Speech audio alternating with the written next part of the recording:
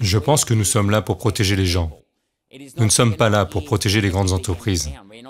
Nous ne sommes pas là pour protéger les entreprises, les bureaucrates ou les grandes fortunes, les riches qui possèdent ces grandes entreprises aujourd'hui. Je parle des entreprises qui ne sont plus que des marionnettes.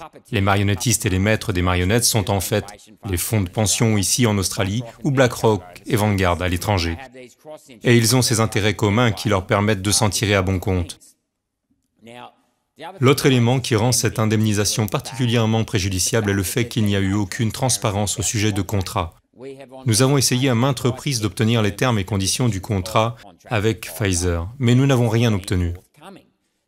Une fois de plus, l'un des piliers de la démocratie est la responsabilité et la transparence. Et ce n'est pas le cas. Donc, premièrement, c'est une erreur qu'on ait donné une indemnité sans connaître les risques. Deuxièmement, il est encore plus grave que nous ne soyons pas transparents. Et troisièmement, je ne crois pas que ce contrat tienne la route. On m'a enseigné à l'université dans le cadre de l'introduction au droit, dans les entrailles du Forgan Smith Building de l'université de Queensland, qu'un contrat comporte 3 éléments. Il y a l'offre, il y a l'acceptation et il y a les termes et conditions. Et les termes et conditions de ce médicament particulier n'ont pas été mis à la disposition de la population. Ils n'ont pas été mis à la disposition de la population. Et l'un des éléments du calendrier de vaccination qui se trouve sur Internet est en fait un contrat oral entre le gouvernement australien et la population. Le guide de la vaccination stipule que les gens doivent être pleinement informés des risques du médicament avant de le prendre. Et bien sûr, ils n'ont pas été pleinement informés du tout. On leur a menti. Le gouvernement et les grandes sociétés pharmaceutiques leur ont menti. Et vous n'avez pas besoin de me croire sur parole, car nous avons ici le rapport de l'Australian Public Assessment sur le vaccin de Pfizer. Et si nous tournons la page, cela a été publié, soit dit en passant, en janvier 2021. Vous pouvez le trouver sur Google, c'est le rapport d'évaluation du produit, le rapport d'évaluation public australien. Si vous allez à la page 31, vous verrez sur quoi ils ont testé ce produit. Et je vais vous dire quelques-unes des informations manquantes concernant la vente de ce médicament. Les informations manquantes, l'utilisation pendant la grossesse et l'allaitement, l'utilisation chez les patients immunodéprimés. Maintenant, je me demande pourquoi ils ont fait ça, et je vais vous dire pourquoi. C'est vraiment important parce que la semaine dernière, nous avons enfin réussi à faire admettre à la TGA que la myocardite est une maladie auto-immune. Ok, donc ils le savaient. Donc voici ce qu'il en est. Un vaccin normal, génère une réponse immunitaire contre un corps étranger. C'est ce que prévoit le vaccin. Ce vaccin ne le fait pas. Ce vaccin crée une réponse auto-immune en générant une réponse des cellules T contre les petits peptides qui sont présents sur la membrane cellulaire. C'est dans le rapport FOI 2389-6 de Pfizer. Cela génère une réponse des lymphocytes T.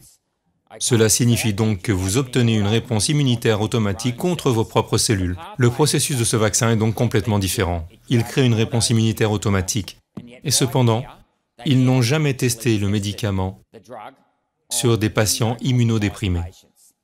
Ils ont également omis de l'utiliser. L'une des informations manquantes est donc l'utilisation du médicament chez les patients fragiles présentant des comorbidités. Par exemple, la bronchopneumopathie chronique obstructive, le diabète. Eh bien, le diabète joue un rôle important dans la surmortalité, c'est l'un des principaux facteurs de surmortalité. Et pourtant, ils n'ont jamais testé pour le diabète. Les maladies neurologiques chroniques et les troubles cardiovasculaires.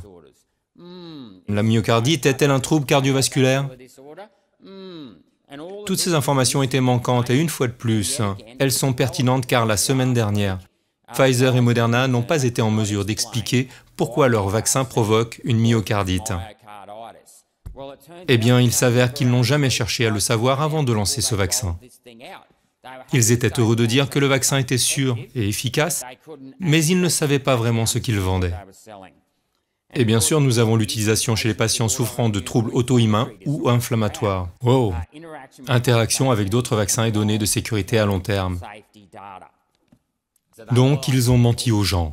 Ils ont menti et des gens sont morts. Et pourtant, ces personnes ont reçu une indemnité.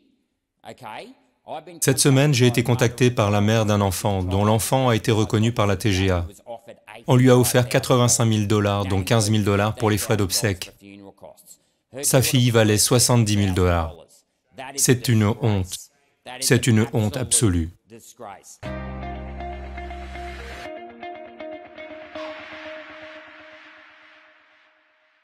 Authorised G. Rennick, LNP Chermside.